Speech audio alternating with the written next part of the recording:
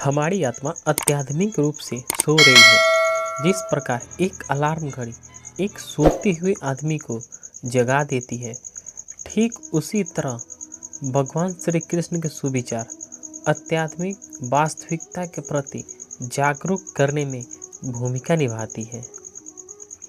भगवान श्री कृष्ण करुणा, कोमलता, प्रेम के देवता हैं और भारतीय देवताओं में से सबसे लोकप्रिय और व्यापक रूप से पूजनीय माने जाते हैं।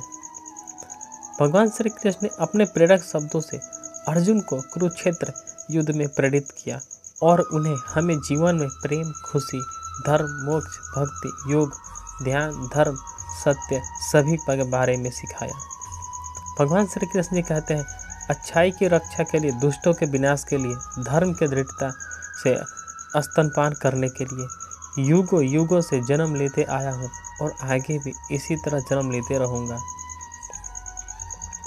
अर्थात जब जब इस धरती पर अधर्म और पाप की महिमा बढ़ जाती है, तब तब भगवान अवतरित हुए हैं। रावण को पापों से मुक्त कराने के लिए भगवान श्री कृष्ण स्वयं राम को इस धरती पर आना पड़ा था। प्रहलाद को हिरण्यकश्यप से बचाने के लिए भगवान को नरसिंह का अवतार लेना पड़ा था। ईश्वर एक है, उनके रूप अनेक हैं। भगवान अपने भक्तों के संरक्षण के लिए हर हाल में अवतरित होते हैं। आत्मा को प्रदूषित करने और नरक की तरफ बढ़ाने की 3 दरवाजे हैं: वासना, क्रोध और लालच। अर्थात आत्मा वह पवित्र स्थान है जहाँ पर अगर इस आत्मा को वासना, क्रोध जैसे गंदे विचार से भरते हो तो आत्मा रूपी मंदिर ईश्वर के आशीर्वाद से खाली हो जाती है। मनुष्य अपने विश्वास के परिणाम स्वरूप ही बनता है। जिस तरह से वह यकीन कर लेता है, उसी तरह वह बन जाता है। अर्थात अगर आप किसी एक विषय को अपना लक्ष्य बनाकर उसी पर मंथन करते हैं तो निश्चित है आप उसके हासिल कर लेते हैं। इसके लिए आपको उस विषय को स्वीकार करना होगा, तभी आप जो चाहेंगे वही बनेंगे।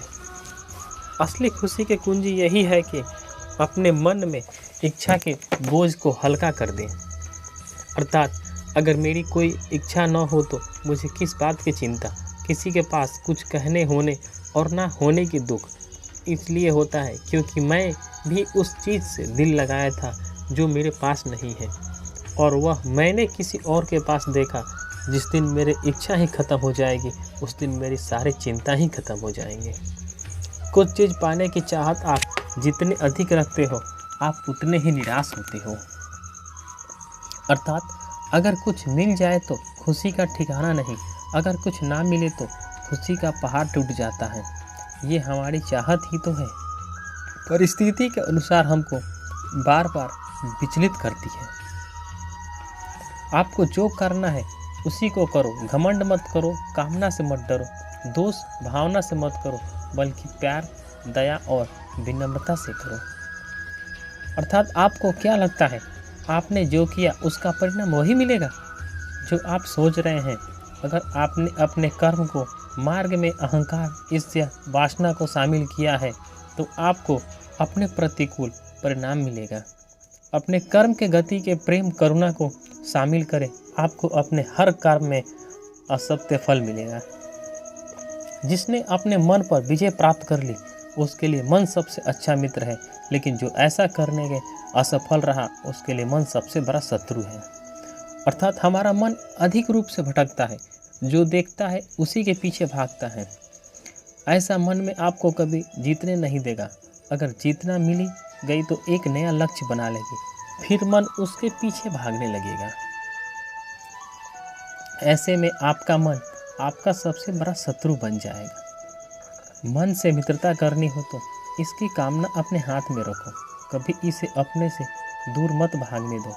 यही जीवन की सच्चाई है।